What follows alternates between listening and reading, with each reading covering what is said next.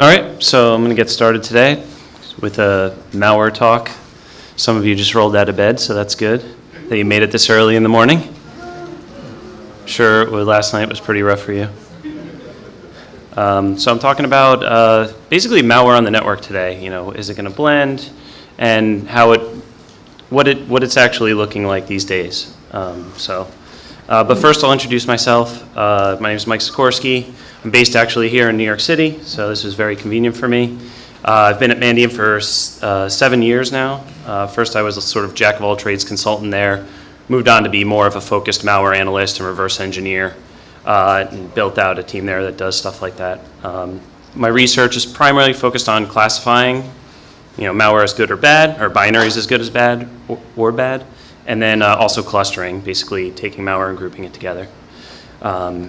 And I also do a lot of knowledge sharing, so I teach a lot. I taught at Black Hat the last 7 years, and going out to Vegas in the desert yet again this summer in August. And my background is right out of college I went to work for the NSA, and then did a stint of research up at MIT Lincoln Laboratory. And for fun, I do triathlons, and that's me just getting out of the Hudson River. I'm actually jumping in the Hudson again, which I highly recommend, especially when you get kicked in the face and take a gulp of water. It's really healthy. But luckily, you get some current, so you're out of there as quick as possible. But I'll be jumping in there August 3rd. So if anybody's around at 5 in the morning, just come stop by. And I also am on quests to find the best beers in the world. So I've been to Belgium and monasteries and stuff like that. And then that's me up in Vermont not too long ago, hauling back a couple cases of Heady Topper. If anybody is a beer connoisseur, come chat with me later. Everybody loves that beer. And you can find me on Twitter. I don't tweet too much compared to a lot of people. Anyway, this is just who do I work for now? So now that there's been this sort of transition, Mandiant was kind of in the news with, all the Chinese hacking stuff, and then, Edward Snowden came out and stole our thunder, and nobody cared about us anymore. But luckily, we got acquired by FireEye not too long ago, and actually what I did was took the malware team at Mandiant and created this group called Flare, which is basically the advanced reverse engineering team is what we're calling it. And basically focused on all the reversing needs of the whole company, and then also basically just focused on knowledge sharing. What kind of things can we release? So we're going to be releasing a whole blog series on IDA Pro scripts to help you with your reversing. And we also released this challenge recently. I don't know if anybody in here has done it, but we've had over 4,000 participants actually in just 2 weeks. And it's sort of, do it at your own pace. It's not like a traditional CTF where you got a couple hours, something like that. This is basically just if you want to grab some binary challenges and puzzles. They're not all malware focused, but they do span a wide variety of things, everything from .NET to Linux to actual malware to a whole variety of things that we cover. So if you want to take the challenge, go for it. And you can fly it at flare-on.com. I have one more last thing before we get to talk, is No Starch Press is actually here. I was fortunate enough to write a book with them. They're an awesome publisher. And Bill just wrote me into, he's the owner of No Starch, he wrote me into doing an impromptu book signing right outside the room after this talk. So if you want to come hang out, talk about malware, I'll be right outside. So to talk, I'm going to start by covering, sort of give you a quick history of malware on the network. After that, we'll open up the malware vault, show you some of the samples that I've actually seen used in the wild, and then we'll talk about how analyzing malware can help you make more efficient and better signatures to be able to find malware on the network. And we'll also talk about basically how you have to really go to this in-depth reversing level to get the best signatures possible. So, brief history of malware on the network. Back in the day when things were first established was arbitrary ports, arbitrary protocols. Malware could do really whatever it wanted to do. There maybe was a couple roadblocks with NAT or something, but it was pretty Wild West out there, and it was really easy for them to get around. But then, defenders started restricting ports that they could use. First they just were focused on inbound stuff, right? Plugging everything that could come inbound. But then later, outbound as well, they started plugging up, and then basically this pushed the attackers to just focus on ports that they're allowed to go on, such as 80 and 443, obviously. After that, defenders started restricting the protocols. So they started inspecting the protocols that were actually running over these ports and confirming that, hey, this is actually HTTP or whatever it might be. And then also requiring all their web traffic to go through proxies. So what happened then is, attackers started using SSL and started focusing on whatever it is that you allow on your network. Is sort of the protocols that they move to. I'm going to get into all these things much more in depth in a second. And then finally, defenders started reversing malware and creating more signatures in the forms of snort sigs or whatever it might be, and focused on domain names, IP addresses, anything that they could block. So, what is malware looking like today? Well, it's hiding in plain sight. Okay, it's the attacker's goal is to avoid being detected, right? Because if you detect them, well, they're going to not have access to your system, not going to be able to steal your documents, whatever it is they're trying to take from you, money. We've seen it all. And then also, they have a risk of being detected in the future, right? If you start detecting them on your network, maybe you share signatures with somebody else, and then all of a sudden their malware is found on all the networks that they're infecting, right? So they don't want to be caught because it's going to take them down. And they use many different tactics to be able to do this. And I'm going to go through each one by one, but it's mimicking the protocols that are out there, reusing infrastructure that's already out there, and focusing on calling out from the inside the network instead of coming into the network from the outside. So attackers love protocols that you use on your network, like HTTP, HTTPS, and also DNS. It lets them blend in. Malware back in the day would use IRC and stuff like that. A lot of people started blocking that on their network because of the fact that malware was using it, right? So they're going to stay in those protocols that you allow, right? Because otherwise they're going to really stick out quickly. And then we've obviously seen a huge push of malware using GET and POST requests because everybody allows browsers on their network and people to browse the internet, right? So it's really easy for them to hide in that kind of area. They also want to reuse existing infrastructure. This is extremely common. We do a lot of investigations for companies, and if malware just set up its own server, it would just stick out like a sore thumb, right? You just take that down, and then that sample really wouldn't be doing much. Instead, what they do is they'll take down a web server that is, a company or something like that, and infect it with the malware or whatever. And so that way, when the malware beacons out, it'll actually communicate with, real actual servers. You can imagine if there's some Google server, you allow people on your network to go to Google, but imagine if that got compromised and the malware author had control of it, you'd be able to, you wouldn't really notice because you're allowing Google, right? And this helps them basically mask the things they're doing. And due to NATs and proxies and everybody being so locked down from the outside, right? And most network security, not all, but most, are very good at not letting people in from the outside. So what do the attackers do? They're going to do client-initiated beacon, which is basically being inside your network and calling out and then establishing a connection to be able to do its bad stuff, right? So it's going to get into your network via some other means, via a spear phishing campaign or something like that, to be able to get malware running on your system. Once it's running on your system, it could then communicate out because people's security is much less focused on the things that are leaving their network than they are the things coming into their network.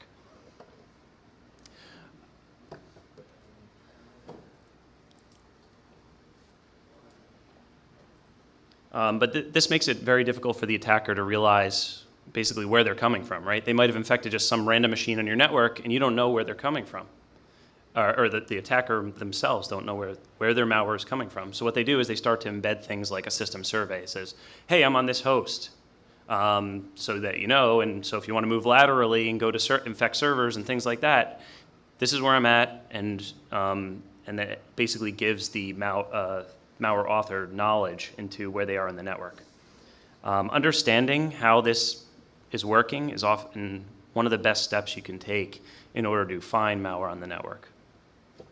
And I'll get into that when I get into the reversing side more, but it's very, very often that you're going to have to do some reverse engineering of the malware to figure out how it's basically telling the bad guy where they are on the network. So malware often wants the ability to not let you block them so easily. And so they use things like domain generation algorithms. This is basically malware's ability to generate addresses at runtime, right? So rather than just go out to do a DNS request and get an IP address back and go to that IP address, well, it's pretty easy. You just block either the IP that the DNS is returning, or you just block the DNS, right? So there's a variety of ways that malware has tried to overcome this. And one is you just have a lot of requests. A lot of botnets use this kind of thing. You can think of Configure was a big one that uses this. Zeus was a big one that uses this. But basically you do have an algorithm and you do numerous requests. And it could be, the algorithm just basically generates domains that with some sequence that the malware author knows. Here's an example of, www dot and then the date today, right? So you can imagine if that beaconed out every hour like that for that domain, and it went from 11 o'clock to 12 o'clock to 1 o'clock, the attacker could predict, in 3 days, this DNS request is going to come out. That's where I'm going to set up my infrastructure. Unfortunately, as a defender, you don't really know when they're going to actually set up that infrastructure, right? Because you don't know which date they're picking, or hour they're picking for that matter. Attackers often will take a subdomain and then actually derive a fully qualified domain that actually has information in it. For example, I keep talking about this host survey that might be important, where it says, hey, I'm at this place in your network. This is an example of real malware where obviously the domain's been changed, but evil.domain.com, and what they would do is actually tack on a subdomain there, which is an encoded host name, which tells them which machine they've actually infected in the network. I've also seen malware do multiple requests to calculate an IP address. So they'll do a request for one legitimate website and another legitimate website and get the two returned IP addresses, do a calculation on them to compute a new IP address, and that's the actual IP address that they communicate to. So, you can't just, and if they're going to legitimate domain names to calculate that, how could you possibly figure that out without reversing the malware and figuring out how they're combining those IP addresses to generate the one that they're going to? So obviously all of these are set to, all these methods, I should say, are set to break blacklisting. You can't just take a bunch of domain names and say, okay, our people on our network can't go to these, we're not going to return the DNS, it's just black hole, but that's not going to work, right? All right, so samples from the vault. So I reverse a lot of malware, and so there's obviously a lot of samples we see that sort of communicate in the network in a variety of ways. So I'm going to kind of go through some of the interesting samples we've seen on the network. So, like I said, ports are very restricted, right? The web servers on your network hopefully only allow the things you want, resources you want people to access, like maybe port 443. And sometimes an attacker has a legacy piece of malware or something like that, where they, use old ports. Like maybe they want to use port 12345, and they don't want to rewrite all their malware, but they want it to still work over port 443 because that's their only way they're going to have access, right? So they compromise a web server, and the firewall is going to say it's locked down. Only 443 is allowed. But the attacker still wants access to this backdoor. So what they could do is, and what we've seen them do, is they'll still run their backdoor. It's listening on 12345, can't be accessed by anybody. But what they do is they'll install a kernel mode rootkit or basically a device driver on the system, which will actually reroute packets automatically at the network layer without anybody seeing anything at the user space level. And so what it'll do is it'll see a packet coming in for port 443, and it'll look for a signature and to know that, oh, this packet's actually not for 443. I need to rewrite the headers of the packet and send it over to 12345. So this is great for the malware author because they don't have to rewrite any of their samples. They just get this driver loaded, and then they have full access to be able to just reuse all their tools. And the really interesting part about this sample that I thought was we actually saw this on somebody's network on both their Linux servers and their Windows servers, the same exact method. So And that requires a huge difference between malware, right? Because to have a rootkit that's on Linux or a rootkit on Windows is a huge difference. But the fact that they were doing the same thing means they put a lot of thought into it so that their malware would still run on both systems. And I think that's the first time I ever saw that, where it was actually same malware on two different operating systems. And yes, there is Linux malware, and yes, there is Mac malware. Most people don't think there is. So let's think about what you allow on your network. These are all things you allow, right? You let people, web browse, right? You access webmail. You go to Gmail at work, probably. I mean, I've heard of a few companies locking that down and not allowing that, but it's pretty rare. Also, you allow chat programs, right? Maybe Skype, something like that. Calendars, Outlook, all these things people use at their job, right? So is the bad guy. So here's an example of, and I have like the obligatory screenshot of Vita Pro. I have to have that in a talk to keep my street cred up. Anyway, this was a piece of malware. We were doing an investigation, and the bad guy just kept getting in via the Linux server. And we did forensic, took a look at the server. Nothing was really jumping out at us. They didn't really have logging turned on, and then we decided to pull apart the SSH daemon because we thought, hey, maybe there's something going on there. And we realized that, hey, there's this got any roots string in there that's being checked right before they validate the user. And basically anybody, what they did was they backdoored the SSH daemon so that way anybody who's logging in, they just provide the password got any roots. Doesn't matter what your username is, just provide that as your password and you get into the system. And so that was their backdoor, back way into the system. And nobody knows because, hey, they allowed SSH connections in, and hey, they didn't have logging turned on, so it's not like they could search the logs and see, oh, there's people logging in with got any roots.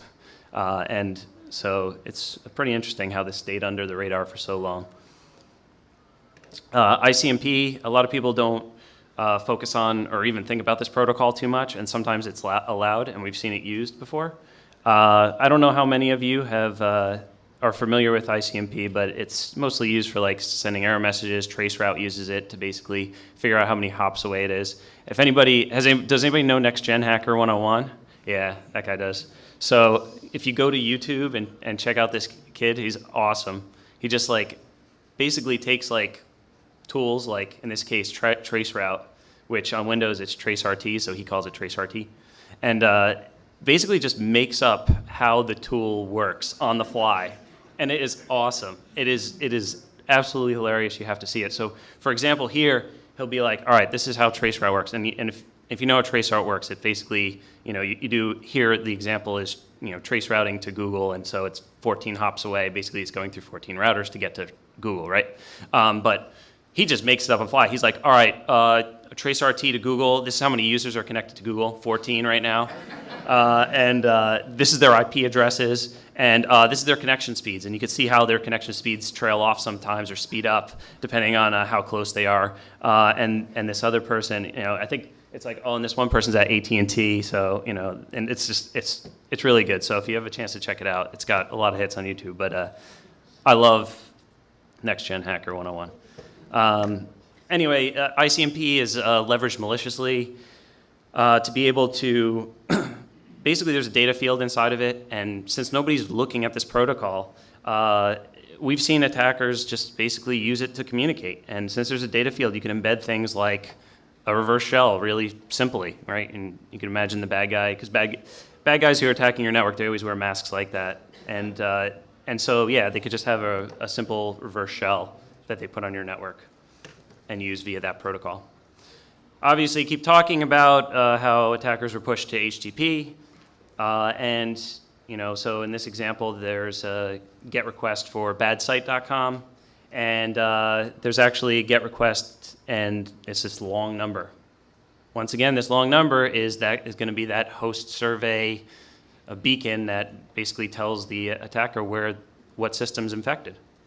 And not a lot of people are doing inspection of their URIs, surprisingly, and so malware like this still works. And I'll talk more about why URI inspection is very important. Also, there's the user agent field. So in this example, request is going out, and user agents is used to basically identify your browser to a web server to basically say this is Chrome or this is Firefox or an iPhone or whatever. And what this is doing is the malware actually embedded that survey inside the user agent. Obviously, this should stick out like a sore thumb if you're doing inspection of your HTTP, but a lot of people are not. So a lot of user agent signatures are able to be written out there.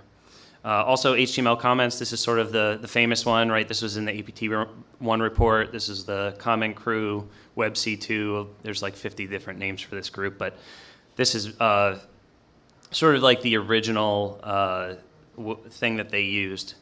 And they would have base64 encoded HTML comments on their page. And when the first time I ever saw this was many years ago, and I was at a client. This is when we used to go on site to reverse engineer malware, because I don't know why we thought we can only do it on site.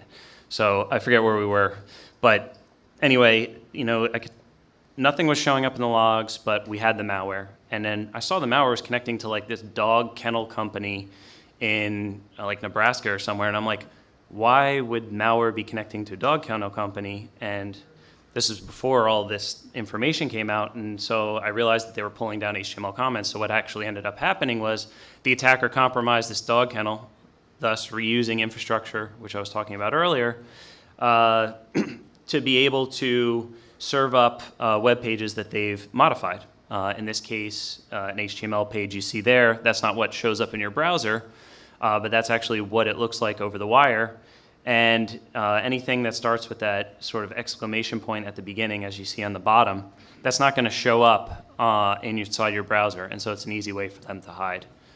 So this was really popular for a while until people started realizing it was going on.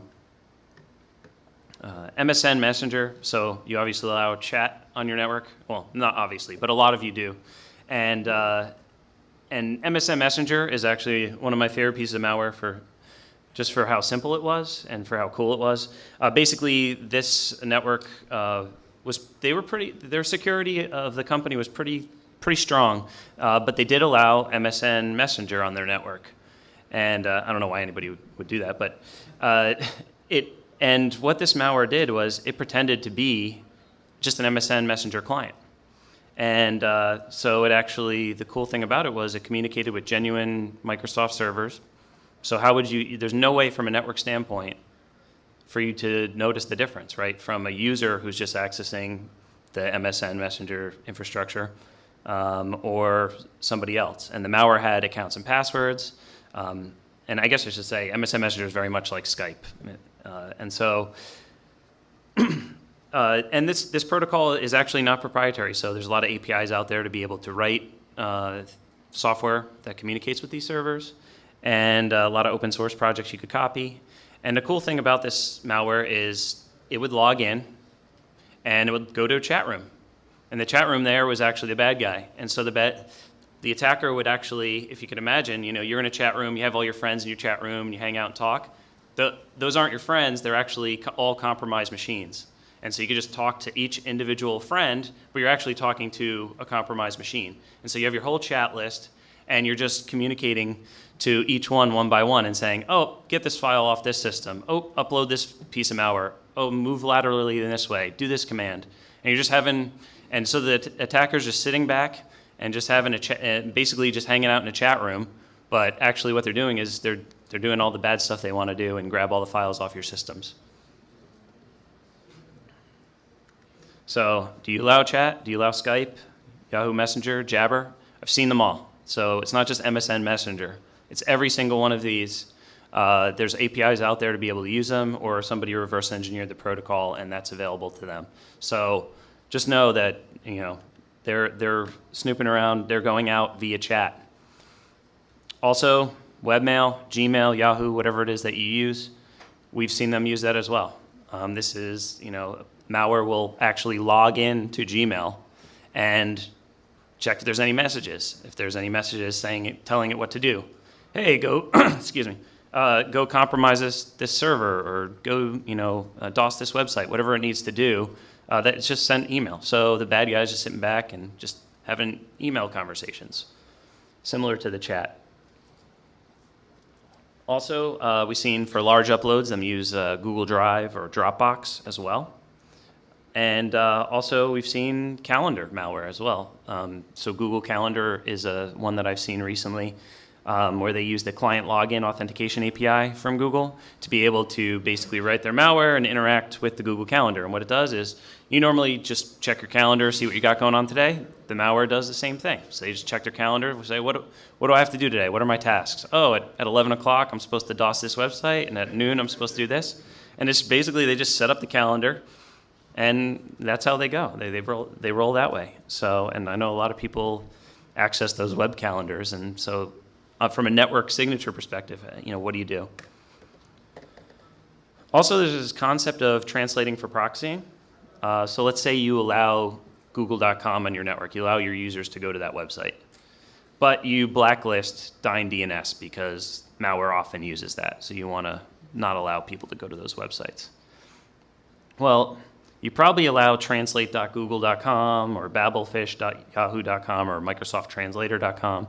You allow all these websites to go. So what you could do is you could say, hey, Google, translate that Dyn DNS website for me. So I could see what content's on there because I can't get to it myself. And so what happens is translate.google.com goes to that website, which doesn't actually need to be translated, and does the web request on your behalf. And so this is a neat way that I first saw malware to basically get around the blacklisting that was happening on their network. So first they'll try and go to the Dyn DNS. Doesn't work? Okay, well, I'll let Google Translate do it for me. And this goes back to what I was saying earlier, which is you got to inspect the full URL for your DNS names. Okay, you can't just look at the DNS name itself because in this case, in this first example, you would just look for translate.google.com and be like, oh, that domain's allowed. What you need to do is actually look at the entire URL and say, oh, is the Dyn DNS or whatever it is you're trying to block, your entire blacklist for that matter, is inside that URL because so you got to start looking at a deeper level, not just blacklisting DNS names.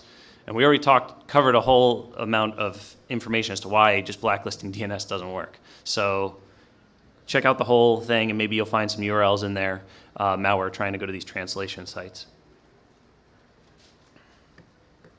You hit the forums. A lot of attackers want to be infiltrating companies that have a lot of IP, especially software IP, right? They want to be able to get stuff like that. And you developers hit the forums, you hit the forums. It's all allowed on your network. And so we've seen malware that hits up Microsoft forums. In this case, they go to Tim's site here, and Tim's obviously not a real developer, but he does have sort of this gibberish on the bottom. And what that is actually just encoded data. And what that data actually is, once you decode it, is it just says, hey, malware, go to sleep for a couple days and come back, and maybe I'll have posted something to the forum by then for you on what you should do next. And so malware just can hit up the forums and basically get data that way as well. And everybody allows that outside their network, right? You allow people to go to forums and stuff like that. Now there's malware that tweets. So it wants to interact. What it could do is just follow someone. And that's not actually someone, it's the bad guy posting commands. This is a very obvious example for this illustration purposes, but this is real. And obviously, Twitter's trying their best to prevent people from doing this, like DOS this IP address 50,000 times or whatever, or well, a lot more than 50,000 because they're multiplying by that number beforehand. But that kind of stuff, Twitter can try and help block, but there's ways for them to encode that. They could say, hi mom, how's it going, or something, and that actually means you should do that, right? So there's ways for them to encode that in a variety of ways. And so. But basically, there's a lot of APIs out there. It's really easy for malware authors to write software that connects to Twitter. They could follow people. They could tweet themselves, say, oh, hey, I'm here. And that's actually them tweeting, so the bad guy is following them, and there's some user account that they're embedded with, right? And so there's been some malware out there that just follows, just one person. All the malware follows the same person, and they're able to basically set up a botnet really easily. and get their commands via that way. The Outlook Assistant malware. So a lot of people use Outlook at work. And the bad guy knows this. And so they want to be able to, basically send email from your account without you knowing. And so the way Outlook works is it actually creates this MAPI session on your Windows machine, which is basically sort of like a messaging interface. And what the malware will do is it'll actually create a shared MAPI session, which basically says, oh, if anybody's authenticated via Outlook, to Exchange server or something like that, then I just want to share that session with them. What that enables them to do, it gets them notifications when messages come in, when messages go out.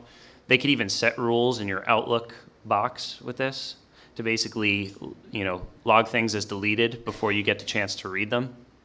And also they could check for things like, in this example, this piece of malware,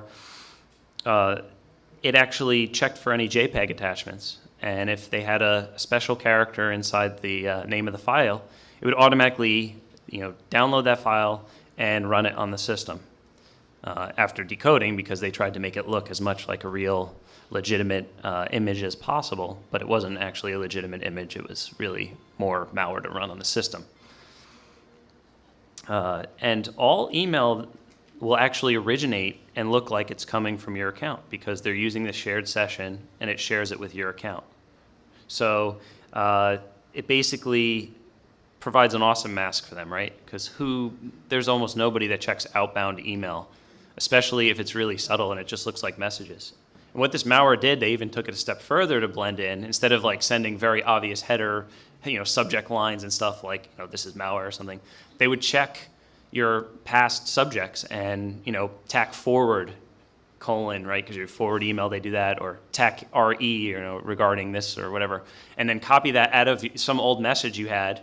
And then also copy some contents out of the old messages you had. So it actually looks just like a message you've already sent. However, they're sending it to their own, email address that they already have control of. And oh, by the way, they were embedded with many different email addresses that looked very similar to, people that you would be emailing, whether it be Gmail people or just people at other companies. So they even had accounts compromised at other companies, and so it would look like you were just sending an email to somebody you send it to all the time.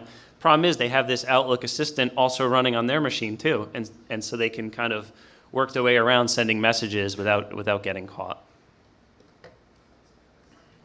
So what can you do? There's some tools out there. I'm going to talk about, there's basically two things you can do. One is, you could try and do this sort of low-level triage of malware to be able to find out as much information you can about it. And then there's the more in-depth reversing, right? And being able to basically, look at the malware at an even more in-depth level. But first I'm going to cover the dynamic tools that are out there, publicly available, that you can use. The first is FakeNet. This tool is really, the point of it was to make it as easy to run as possible. So you just double click it on your Windows system is the easiest way to run it. And basically it sets up a fake network, right? So you want to trick malware into thinking it's connected to the internet when it's actually not, right? That's how you analyze malware. So what this does is it allows you to trick the malware and keep it running as much as possible. So if malware implements a lot of tricks to be able to say, oh, I don't have an IP address, oh, I don't have an actual network connection, I should just go to sleep and not do anything. But if you're analyzing malware, you want it to execute and do as much bad stuff as possible so that you can see what it does. So that's sort of why FakeNet was built. And so it uses a variety of the most common protocols like DNS, HTTP, SSL, and it could actually be used just as a web server. So if you just need a web server set up and need files serving up, you could just use this to do that kind of thing. I've used that before. But really what you're using it for is to try and tease out as much information from the malware as possible. The way it works is it's a layered service provider, which basically enables you to hook all of the Windows WinSock functions, basically all the networking functions on a Windows machine. So that way you can figure out what the malware is connecting to and things of that nature. We also have a DNS module that allows you to have the DNS resolved to whatever IP address you want. Most people choose to use localhost because that's where FakeNet's running, and it's emulating all these services, right? And then there's also the concept of NX domain, which is basically non-existent domain. A lot of times when you're analyzing malware, you want to tease out as many domains as possible, right? It's possible the malware has, it's not embedded with just one domain. And most tools, if you use them, it's just going to go to one domain, do its bad stuff, and that's it, because it got the connection to that domain, right? It got the IP address back. But what you could do is use this NX domain feature to be able to have it basically return, oh no, that domain doesn't exist, sorry. And then hopefully the malware will go through and cycle through all of its different domain names. I also made this basically extensible, so with plugins, so you could write Python to be able to add to it, and there's an example SMTP plugin for it as well. And the great thing about FakeNet is it works like not just if DNS is going on. A lot of other tools, it only works for DNS. This doesn't matter because it's running on the host and it has sort of this layered service provider concept going on. It's able to work no matter what port the malware connects to. If the malware connects directly to an IP address, if the malware goes to a domain, all of that will be caught and automatically captured. And so that's FakeNet. Oh, and also it also does PCAP automatically. So it'll automatically take all the packets from the malware, put it into a PCAP, so that you can analyze that, offline. So you don't have to have Wireshark up and be capturing in that way or anything like that. FakeNet configuration is really simple. It's just a text file, and you can modify things like what ports different things are listening on. Obviously, by default, we're listening on every port, but you could say, I want this protocol listening on this port. And so by default, we are listening for HTTP on port 80 and 443. We're listening for SSL. And all of the encrypted traffic like SSL, what we do in FakeNet is we actually automatically decrypt it for you. So you don't have to worry about dealing with SSL and, if you're just analyzing malware and using Wireshark, it's all going to show up as SSL. What we do is we actually decrypt it all for you, and so the PCAP is completely decrypted. Also, everything that's displayed to the user is decrypted as well. So its usage is pretty easy. You just run it, and it starts logging stuff to the screen. And so this is an example where, evilmalware.com is the DNS request, and then it does a GET request for this executable. We try and serve up as much as we can. So if the malware requests, sometimes malware will try and download an image from a legitimate website first to check its connection. Say, oh, can I access this legitimate website? Okay, well, can I also download an image? And is that image have a valid header? Something like that. So we try and serve up as much as we can. So we'll serve up images, we'll serve up web pages, whatever it is that needs to be done. And then we'll also serve up even executables. So in this case, it's malware is requesting an executable. We'll give it an executable. What that executable is it's just we call the fake mini program. It just does a pop-up on your screen. As soon as you see the screen, you go, oh, the malware must have downloaded an executable and ran it, right? Because that's the only way this pop-up would have showed up. So anyway, you can download that tool, and FakeNet 2 is coming out this fall, which will have more support for the more modern Windows operating systems, and a bunch of cool features as well. INetSim is another tool you could use. This is free Linux-based VM that you could download. It's a little bit more robust as FakeNet, but it's a lot more heavy and more difficult to manage because you basically need another machine. So if you're doing all your malware analysis on a Windows machine and you want to use INetSim, you're also going to need a Linux machine as well. So you need two machines to be able to get your job done.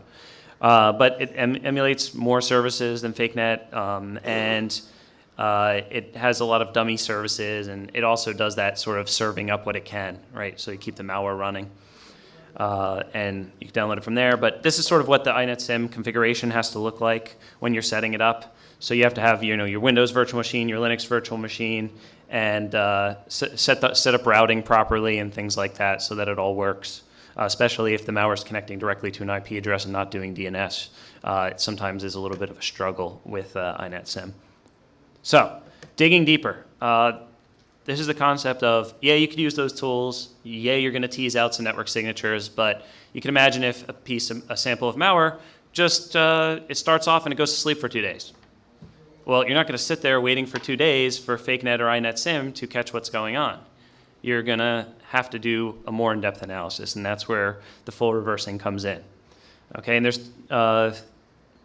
and when you're doing full reversing, there's places you could focus your analysis, right? Sending and receiving data, obviously, is a good point if you're looking for network stuff, right? Because that's what the malware is doing when it's communicating on the network. It's either sending or receiving data. Also, this concept that I keep bringing up, which the system survey or beacon has to happen, right? Because there's a malware is using this client side, right? So inside your network, beaconing out, and it's got to tell the attacker where it is and things like that. And so that concept means that, hey, maybe the send data with that first beacon is the place I should look at. And that's where my most effective network signatures could come from. Also, it's probably the easiest place to start looking. So we want to find network code, right? So what are some functions that are used by malware on Windows systems to be able to communicate? Well, there's the WinSock. This is sort of like, you know, your Unix programming days, but on Windows. So send, receive, connect. You basically have to manage your own connection. So if you're using this functionality and you want to do things like HTTP or something like that, you're going to have to manage that whole connection yourself when you use this API.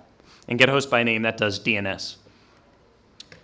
But, you know, malware authors don't always want to write all that code to manage all of their connections for HTTP, for example. So there's higher level APIs. This is in the form of WinINet. And this basically gives them a little more flexibility so they don't have to operate at that low level. And, you know, so it built into this is things like HTTP and FTP. And so they don't have to worry about those protocols. It's all managed by the code itself. And this is basically used for, you know, going to websites and downloading files and things of that nature. Also, COM is commonly used by malware. COM is basically a way for programs to share interfaces with each other.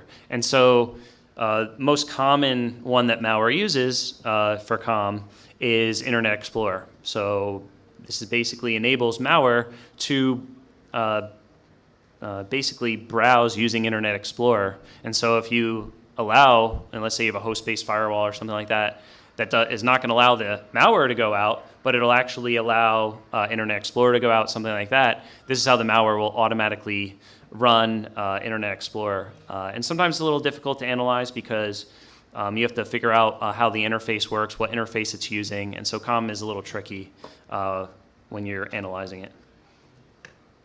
So, what places can you focus that are going to help you when you're reversing to write an effective network signature? You know, if you just look at the network traffic, it's just going to look like random data a lot of the time, but it's not actually random data. Okay, so just staying and looking at packets only it's not going to work. You're not going to write effective network signatures. So what you're going to want to do is you're going to want to see, you know, where's the sources of data coming from? Maybe the data that they're sending over the wires coming from a keylogger or something like that, and that's something you could build into your signature. Like I said, the beacon is very common. A lot of times the host name or something like that is embedded in what's being sent out. And so you want to focus on the hard-coded data, right? Because the things that are consistently across runs, not the things that are dynamic. You don't want to signature off of a host name because the host name is going to be unique to the machine that's compromised. You want a signature off of something that's hard-coded within the malware that's going to make sense. And so there's this concept of the hard-coded data versus the ephemeral data. Basically, malware is, you know, if they use those lower-level APIs, then it's going to require them to do more manual work, which means there's more opportunity for them to make mistakes, right? So you can imagine if the malware author is writing software and they're going to use a low-level API, there's more mistakes they can make than if they use a higher-level API, right? Because they have to manage the connection. They probably have to hard-code a lot of things. And this enables them to make mistakes, and they do very often, and you could signature off of those mistakes. So the most common example of this is in the user agent. There's a common set of user agents that are allowed out there, or that exist out there, right? It's like, you know, it's Mozilla, it's Internet Explorer, it's Chrome, whatever it might be. And obviously that changes all the time, but there's sort of a common set that you can look at. And so sometimes malware embeds their own user agent to try and look like a normal browser. But they might fat finger the name. For example, you see here Mozilla, they typed a capital Z, and then boom, you have a network signature just off that capital Z, and you just block all requests that are using this capital Z, and then you've effectively blocked that entire malware until they recompile and reinfect you and come back. But at least in the meantime, you could signature off something like that. That's a very simple example, but things like this happen very often in malware. Also, one thing worth mentioning is that encoding encryption can make this whole thing very tough because, right, what actually is going out over the wire is different than what it is that they're packaging up before they put it on the wire, right? Because it gets, let's say, encoded in the meantime. But that doesn't mean you still can't signature off it just because it's encoded. And I'll show you an example of that in a second. So when you're writing a network signature, what do you want to do? First step, you want to write a signature that works. Then you want to limit the false positives. And then you want to make sure it's got actually good performance so it's not bogging down your network sensor or anything like that. Also, you want to pay attention to the attacker's perspective. So if they want to try to blend in, I've already talked about that. And so it's a lot of work for them to update their code, right? They're software developers like anybody else, and they don't want to have to like recompile and redistribute, and it's just like such a hassle, right? So, you got to remember that they have concerns as well as far as their development cycles and things like that, just like any other software developer. And so you're going to want to focus on things that are going to take the attacker a lot of effort to change in their code, right? Because they're not going to want to make those changes. So what can you focus on? You can focus on elements that are on both sides. So maybe focus on a signature that's going to require them to change code in both the client side and the server side. Do you know how much work that is for an attacker? For them to change their server side and their client side? Because if they change their server side, they have to change every client they have out there. It's too much work. They're not going to do it. And then after that, you could reverse more than others, which means what I'm saying here is you want to spend as much time as you can making the most effective signature, because the more in-depth analysis you do, the more effective the signature is going to be and the longer it's going to last, and the more it's going to be related to this concept of making the attacker do a lot of work to overcome what you're doing. So a simple network signature might be a 1-second change for them, but a really in-depth one might require them to take down their entire infrastructure, right? So, and they're not going to do that. So, a real quick example. I'm already starting to run out of time, I think.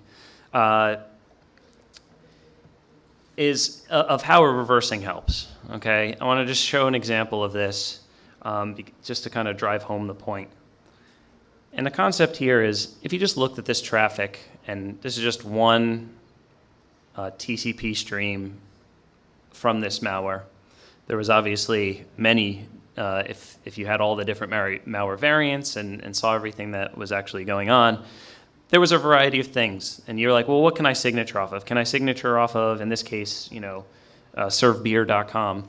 Can I signature off that? Well, no, because there were many malware or variants of this malware out there that used a variety of domains, right? Can you, maybe signature off of the CSS? And well, that was changing across malware variants. And then there's this encoded data, right? It looks like encoded data. It's just a lot of percents and numbers. And you're like, oh, well, maybe that translates to actual letters and numbers and stuff. And it's like, well, no, that actually doesn't happen because it is, in fact, encoded. So what can you signature off of? If you actually reverse engineer, you can figure out what are some of these numbers and what are some of these encodings that's going on. And you'll actually see the 54 and the 55 there that I've kind of covered in boxes, and then this sort of key, which I didn't know was a key when I was just looking at the traffic. It just looked like another number, that it was kind of towards the ending, right before the FI that you see there after the 7C. And what that turns out to actually be is that 7C is just the XOR key that will be used across the whole rest of the sample. And so 54 XORed with 7C corresponds to open parenthesis, and 55 XORed with 7C actually corresponds to closing parenthesis. So it looks like we have open parenthesis and close parenthesis in there. But if they used a key other than 7C, which all the malware variants did, that's going to change every time. So you're going to actually have to have logic in your signature to say, okay, let's see if there's, right before the FI, if there's a key that I can XOR, and then see if there's this open and close parenthesis. Also, between the parentheses is an encoded host name, which is going to vary in size, right? If the host name could be just a couple characters, or it could be much longer. And so there's no way to signature off of that length. So if you thought you were going to just look at the network traffic and a bunch of streams and say, oh, I'm going to be able to find this, it's not going to happen. You're going to have to reverse engineer it and figure out that there was actually this key concept going on to be able to write the most effective signature possible. So, conclusion. The malware is getting out, right? Monitoring by itself is not going to cut it. And no matter how small a funnel you put, right, you still got to let your users do work, right? They got to use their web browsers, they got to use chat, whatever they need to do to get their jobs done. So the attackers are just going to use that as their means to communicate. And you're going to have to reverse engineer to get the most effective signatures possible. And you're going to have to move to the host. So don't just look at the network, look at the host as well for the malware. But guess what? They're also blending on the host as well, just like they are in the network. And they're doing that in the form of rootkits, backdoors, all things like that. But that's another talk in itself. So anyway, that's talk. And so I could take some questions now. Yes? Yeah, how can one, when it's doing, for instance, amateur spying, that kind of thing, to keep from being mistaken for malware? What you're doing is maybe innocent and maybe only partially competent if you learn. But in the meantime, it doesn't look like standard traffic. You see what I mean? I'm not sure I understand your question. You're saying? Like, say I want to set up a search engine of my own to look for things I want to see rather than what commercial entities want me to see. So I set up a spider. I set up a bot to go search the web and gather entries. And it might not be fully competent. It might look strange. And yet I don't want to be mistaken for malware. I have no suspicious intent. Right. So, how do I keep my door from being broken down? Well, that's the thing is just it's this constant battle, right? Where you're trying to stop your network, for example, getting infected with malware, but at the same time, you want to still allow the good things to actually occur. So I don't know that I could answer that question with a short response, but other than it's complicated, because that's not an easy thing to do. So anyway, yeah, next one. Okay, so the examples you gave show signatures and network data, but a new virus comes around, a new botnet, it'll have different signatures, you have to go and figure it out again. What work is being done to look at behavioral stuff? Because the wrong behavior is much more easily detected than a signature you haven't calculated yet. Yeah, so exactly. That's why I was saying, like, running on the host and getting on the host is an important part of your protecting your network, right? And so if you're able to be on the host and actually have something host-based, you could recognize when things are out of ordinary or something's running in a way it shouldn't be. And so, yeah, focusing your efforts there, which a lot of people are. And so it's kind of twofold, right? You want to be able to secure your network as best you can because, hey, you might not be able to focus on every single host on your network because, Jim might have wiped his laptop and still connects out via the network. So, yeah, people are doing that, absolutely, looking for behavior-based stuff. And there's a lot of behavior signatures you can imagine. Like I showed the HTML comment concept. You could write a signature just for generic HTML comments, right? And be able to find that generically. So the goal is you want to try and make your signatures as least specific as possible so that they encompass basically maybe an entire concept of attack, right? And the same goes for being on the host. There's only a limited number of persistence mechanisms malware can use, or that we know about.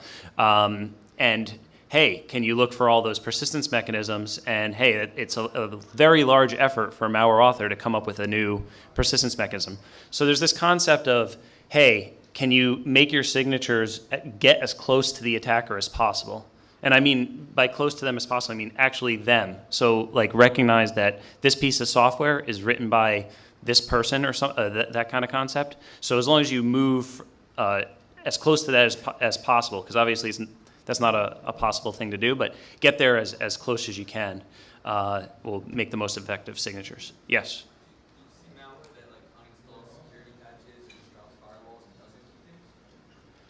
No, that uninstalls what? We've seen that before where they have the capability to log into firewalls and then, yeah, modify your rules and mess with you that way. Absolutely. That's more, I don't think I've ever seen malware do that. It's more like the attacker doing that. Yeah. So a lot of what you talked about was evading blacklist. Tunneling through ICMP also has the potential to evade whitelist. Have you seen people doing other stuff like that in terms of structured DNS queries or I don't know what else, and that's what I'm asking? Yes. Like embedding sort of covert communications over other protocols? Is that what you're getting at? Right. Yeah, I mean, you could think of like with the DNS requests for, you could embed stuff in the DNS requests, right? Same concept as the ICMP, absolutely. And that's going on there. The thing is that's pretty easy to detect, right? If you start doing inspection of the DNS or inspection of ICMP or whatever it is that you're allowing on your network, hopefully you can see that. Yes. Or wait, you already got one. I'll go over here. Yeah. When you are reversing things, you mentioned looking at particular commands. Do you typically work backwards from those when you're trying to come up with these things, or do you just actually work with the flow application? Yeah, so what I was getting at in the talk is, like, those are good starting points. So you go straight there, because that's where the malware is actually that's a function, the API functions the malware uses to communicate out. So why not focus there first, see if there's any low-hanging fruit for your analysis. It's basically a place you could target really quickly. And then after that, you kind of have to work your way backwards, because maybe malware is doing something weird to be able to circumvent your analysis from being that easy. Yes. I think I got to put down. So one last question.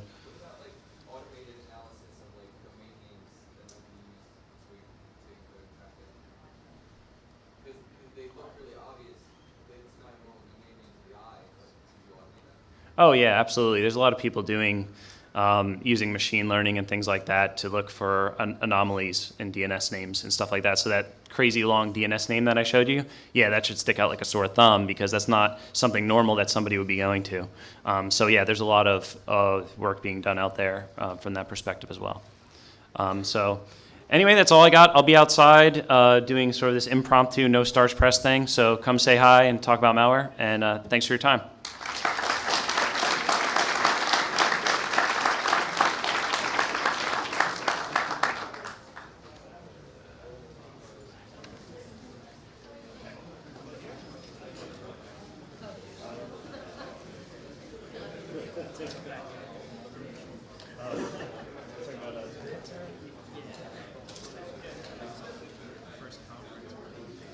Oh, nice.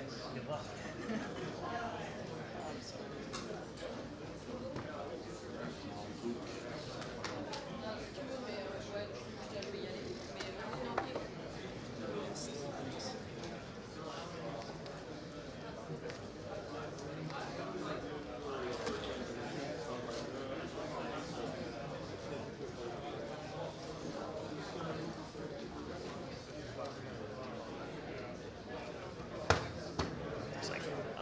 Pocket is empty. You can feel it like in your life. So if you want to take the challenge, go for it. And you can fly it at flare-on.com. I have one more last thing before we get to talk, is No Starch Press is actually here. I was fortunate enough to write a book with them. They're an awesome publisher. And Bill just wrote me into, he's the owner of No Starch, he wrote me into doing like an impromptu like book signing right outside the room after this talk. So if you want to come hang out, talk about malware, I'll be right outside. So to talk, I'm going to start by covering, sort of give you a quick history of malware on the network. After that, we'll open up the malware vault, show you some of the samples that I've actually seen used in the wild, and then we'll talk about how analyzing malware can help you make more efficient and better signatures to be able to find malware on the network. And we'll also talk about basically how you have to really go to this in-depth reversing level to get the best signatures possible. So, brief history of malware on the network. Back in the day when things were first established was like sort of, arbitrary ports, arbitrary protocols. Malware could do really whatever it wanted to do. There maybe was a couple roadblocks with like NAT or something, but it was pretty Wild West out there, and it was really easy for them to get around. But then, defenders started restricting ports that they could use. First they just were focused on inbound stuff, right? Plugging everything that could come inbound. But then later, outbound as well, they started plugging up, and then basically this pushed the attackers to just focus on ports that they're allowed to go on, such as like 80 and 443, obviously. After that, defenders started restricting the protocols, so they started inspecting the protocols that were actually running over these ports and confirming that, hey, this is actually HTTP or whatever it might be. And then also, 5 in the morning, just come stop by. And I also am on quests to find like the best beers in the world. So I've been to like, Belgium and like monasteries and stuff like that. And then that's me up in Vermont, like not too long ago, hauling back a couple cases of Heady Topper. If anybody is a beer connoisseur, come chat with me later. Everybody loves that beer. And you can find me on Twitter. I don't tweet too much compared to a lot of people. Anyway, this is just, who do I work for now? So now that there's been this like sort of transition, Mandiant was kind of in the news with, all the Chinese hacking stuff, and then, Edward Snowden came out and stole our thunder, and nobody cared about us anymore. But luckily, we got acquired by FireEye not too long ago, and actually what I did was took the malware team at Mandiant and created this group called Flare, which is basically the advanced reverse engineering team is what we're calling it. And basically focused on all the reversing needs of the whole company, and then also basically just focused on knowledge sharing. What kind of things can we release? So we're going to be releasing a whole blog series on IDA Pro scripts to help you with your reversing. And we also released this challenge recently. I don't know if anybody in here has done it, but we've had over 4,000 participants actually in just 2 weeks. And it's sort of, do it as at your own pace. It's not like a traditional CTF where you got like a couple hours, something like that. This is basically just if you want to grab some binary challenges and puzzles. They're not all malware focused, but they do span a wide variety of things, everything from like .NET to Linux to actual malware to, a whole variety of things that we cover on the network because of the fact that malware was using it, right? So they're going to stay in those protocols that you allow, right? Because otherwise they're going to really stick out quickly. And then, we've obviously seen a huge push of malware using GET and POST requests because everybody allows browsers on their network and people to browse the internet, right? So it's really easy for them to hide in that kind of area. They also want to reuse existing infrastructure. This is extremely common. We do a lot of investigations for companies, and if malware just set up its own server, it would just stick out like a sore thumb, right? You just take that down, and then that sample really wouldn't be doing much. Instead, what they do is they'll take down a web server that is, a company or something like that, and infect it with the malware or whatever. And so that way, when the malware beacons out, it'll actually communicate with, real actual servers. You can imagine if there's some Google server, you allow people on your network to go to Google, but imagine if that got compromised and the malware author had control of it, you'd be able to, you wouldn't really notice because you're allowing Google, right? And this helps them basically mask the things they're doing. And due to NATs and proxies and everybody being so locked down from the outside, right? And like most network security, not all, but most, are very good at not letting people in from the outside. So what do the attackers do? They're going to do client-initiated beacon, which is basically being inside your network and calling out, and then establishing a connection to be able to do its bad stuff, right? So it's going to get into your network via some other means, via a spear phishing campaign or something like that, requiring all their web traffic to go through proxies. So what happened then is, attackers started using SSL and started focusing on whatever it is that you allow on your network. Is sort of the protocols that they move to. I'm going to get into all these things much more in depth in a second. And then finally, defenders started reversing malware and creating more signatures in the forms of snort sigs or whatever it might be, and focused on domain names, IP addresses, anything that they could block. So, what is malware looking like today? Well, it's hiding in plain sight. Okay, it's the attacker's goal is to avoid being detected, right? Because if you detect them, well, they're going to not have access to your system. They're not going to be able to steal your documents, whatever it is they're trying to take from you, money. We've seen it all. And then also, they have a risk of being detected in the future, right? If you start detecting them on your network, maybe you share signatures with somebody else, and then all of a sudden their malware is found on all the networks that they're infecting, right? So they don't want to be caught because it's going to take them down. And they use many different tactics to be able to do this. And I'm going to go through each one by one, but it's mimicking the protocols that are out there, reusing infrastructure that's already out there, and focusing on calling out from the inside the network instead of coming into the network from the outside. So attackers love protocols that you use on your network, like HTTP, HTTPS, and also DNS. It lets them blend in. Malware back in the day would use IRC and stuff like that. A lot of people started blocking that. All